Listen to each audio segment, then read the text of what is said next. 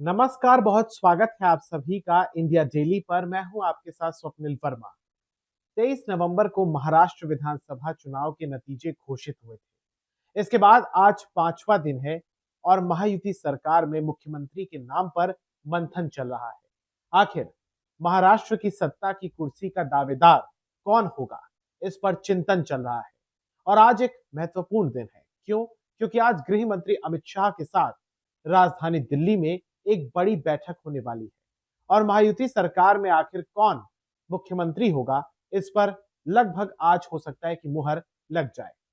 आज जो महायुति सरकार का तीनों चेहरा है, जिसमें एकनाथ शिंदे जो कि कार्यवाहक मुख्यमंत्री हैं, साथ ही इससे पहले शिंदे सरकार में महायुति सरकार में डेप्यूटी सीएम रहे और महाराष्ट्र के पूर्व मुख्यमंत्री रहे देवेंद्र फडणवीस हैं, जो कि बीजेपी का चेहरा है वहां पर। इसके अलावा अजीत पवार हैं, जो कि डिप्टी सीएम थे शिंदे सरकार में एनसीपी की तरफ से। अब यहां पर जो महायुति सरकार है, इसमें सबसे पहले मैं आपको बताता हूं कि आखिर पेच कहां फंस रहा है। देखिए, जब नतीजे आए तो यहां पर सबसे बड़ी सिंगल लार्जेस्ट पार्टी जो बनी वो बनी बीजेपी। 132 सीटें उसके क्रेडिट में आई, 132 सीटों पर उसने जीत हासिल की। 2019 में जब विधानसभा के चुनाव हुए थे, तब भारतीय जनता पार्टी तब भी सिंगल लार्जेस्ट पार्टी बनी थी महाराष्ट्र की, लेकिन तब उसकी सीटें 105 थी। अब तब क्या हुआ था कि उस समय शिवसेना अविभाजित थी। शिवसेना यानी कि उद्धव ठाकरे का गुट हो या एकनाथ शिंदे का गुट मौजूदा जो है, ये अविभाजित था, एक साथ था। उस समय भी 57 के करीब सीटें शिवसेना ने जीती थी और आज भी लगभग उतनी ही सीटें शिवसेना के पास हैं। लेकिन ये शिवसेना जो है, ये एकनाथ शिंदे की है और महायुति सरकार का नेतृत्व अगर हम कहें या चेहरा जो थे, वो एकनाथ शिंदे थे। अब पूरे का पूरा सस्पेंस क्या था? क्योंकि एकनाथ शिंदे ने कई दिनों तक चुप्पी साध ली थी नतीजों के बाद और ये भी गाहे बगाहे चीजें निकलकर सामने आ रही थी कि शिव सैनिक जो है वो ये बात कह रहे थे कि अगर देवेंद्र फडणवीस राज्य के मुख्यमंत्री बनते हैं तो कहीं ना कहीं फिर वो पार्टी छोड़ देंगे।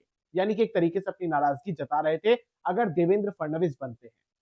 तो शिवसेना के अंदर से भी एक प्रकार से विरोध हो रहा था और शिव सैनिकों की जाहिर सी मांग यही थी कि एकनाथ शिंदे ही अपना कार्यकाल कंटिन्यू करें एज अ सीएम।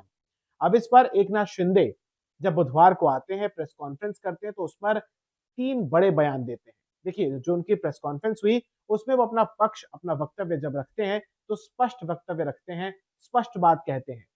पहली बात उनकी ये होती है कि प्रधानमंत्री मोदी और गृह मंत्री अमित शाह, उनसे उन्होंने बात की है और ये चीज कही है कि कोई हमारे बीच अड़चन नहीं है और शिवसेना सरकार बनाने की दिशा में कोई भी अड़चन नहीं पैदा करेगी और आला कमान होने के दृष्टिकोण से आप जो लोग फैसला करेंगे, यानी कि जो भी फैसला, जो भी मुख्यमंत्री का चेहरा प्रधानमंत्री मोदी और अमित शाह डिसाइड करेंगे, वही शिवसेना को मंजूर होगा, वही चेहरा एकनाथ शिंदे को मंजूर होगा। इसके अलावा उन्होंने एक और बात कही। उन्होंने कहा कि मेरी कोई भी नाराजगी नहीं है और हम काम की राजनीति करते हैं, हम नाराजगी की राजनीति नहीं करते हैं। ये स्पष्ट बात एकनाथ शिंदे की तरफ से कही गई और ये कहा गया, एक तरीके से मैसेज दिया गया कि हम कोई अड़चन पैदा नहीं करेंगे। इसके अलावा एक चीज और उन्होंने कही और ये कही कि पीएम मोदी से उन्होंने बात की है और एनडीए का शिवसेना हिस्सा है और हम एक तरीके से मजबूती के साथ, यानी कि केंद्र सरकार और राज्य सरकार महाराष्ट्र राज्य का विकास करने के लिए तत्पर है, प्रतिबद्ध है। तो ये तमाम बातें एकनाथ शिंदे की तरफ से कही गई। इसके बाद फिर देवेंद्र फडणवीस का भी बयान आया। उन्होंने कहा कि अब एकनाथ शिंदे की तरफ से ये चीजें स्पष्ट कर दी गई हैं कि कोई मतभेद नहीं है, कोई भी मनभेद नहीं है। और जाहिर सी बात है, देखिए, जब भी गठबंधन की राजनीति होती है, गठबंधन की सरकार कहीं भी चलती है, चाहे केंद्र में हो, आपने देखा कि किस तरीके से जब बजट आया था तो उसमें आंध्र प्रदेश और बिहार को विशेष प्राथमिकता दी गई थी, क्योंकि एनडीए सरकार जो इस समय देश में भी चल रही है, केंद्र सरकार मोदी जी के नेतृत्व में, आप उसमें देख सकते हैं कि किस तरीके से वहां पर जो सहयोगी हैं, जो एनडीए के तमाम घटक दल हैं, उनका साथ कितना जरूरी है, अन्यथा ये सरकार गिर सकती है। तो यही चीज रेप्लिकेट हो रही है, आपको दिखेगा महाराष्ट्र में होती हुई भी, क्योंकि महाराष्ट्र के भीतर भी भले ही 132 सीटें बीजेपी के पास आई हैं, लेकिन 145 का जादुई आंकड़ा वो नहीं है। उसे भी जरूरत पड़ी और सीटों की, और वो सीटें उसके जो घटक दल है, उसके जो सहयोगी दल है, चाहे अजीत पवार की एनसीपी हो या एकनाथ शिंदे की शिवसेना हो, ये वो लेकर आए हैं। तो एक तरीके से गठबंधन के समय ये ध्यान में रखना पड़ेगा कि कोई नाराजगी ना हो, कोई भी नाराज ना हो। और यही आज अमित शाह की बैठक में ये तीनों बड़े नेता महाराष्ट्र के डिस्कस करेंगे और तमाम चीजों को एक तरीके से तमाम बॉक्सेस पर टिक लगाने की कोशिश करेंगे। इसके अलावा क्या वो फॉर्मूला हो सकता है, उसके बारे में भी थोड़ी चर्चा कर लेते हैं। देखिए, कुछ एक फॉर्मूला तो ये हो सकता है कि जो कि वर्तमान में भी चल रहा था कि एक सीएम जाहिर सी बात है और उनके नीचे 2 डेप्यूटी सीएम बनाए जाएँ। अभी हाल ही में आपने देखा कि किस तरीके से देवेंद्र फडणवीस और अजीत पवार के तौर पर वहां पर 2 डेप्यूटी सीएम काम कर रहे थे। मुख्यमंत्री एकनाथ शिंदे थे। हालांकि सीटों के गणित के हिसाब से देखें तो सबसे बड़ी पार्टी बीजेपी है, लेकिन तब बीजेपी ने स्वीकार किया कि हम डेप्यूटी सीएम बनाएंगे, सीएम का पद शिवसेना को देंगे, जो कि तोड़ कर लेकर आए थे एकनाथ शिंदे। इसके अलावा जब अजीत पवार आए तो उनको भी जाहिर सी बात है कि उनको भी कोई ना कोई चीज देनी थी, बड़ा पद देना था, तो ये हो गया, उनको भी डेप्यूटी सीएम बनाया गया।